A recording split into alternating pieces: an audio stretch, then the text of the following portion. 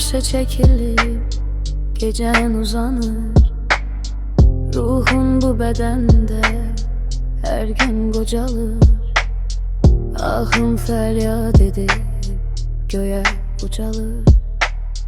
Derdini divara deyip ağlama. Yolların daşlıdır, yokuştu belki. Alnına yazılan bu derttir belki. Bu gömleğe kere yok idi belki. Hezan tek saralıp solup ağlama. Kimisi derdiyle ömür sürecek, kimisi gözünden yaşlar tökecek. Bu duman bu çemde bir gün bitecek. Ömrünü heder verip ağlama. Gecenin sonu var, söküler danı. Zamanla unudar herkes acını.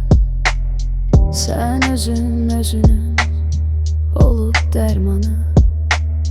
Kederin elinde kalıp ağlama. Bu fani dünyada kim kaldı debez? Her gelen bir ömür yaşayır gedir. Ahırda tükenler aldığın nefes. Ruhunu kefese solup ağlama. Gözünün yaşıyla yuyulur izler. İçinde hıçkıran o sesi gizler.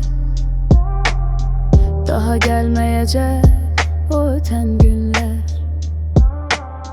Gözünün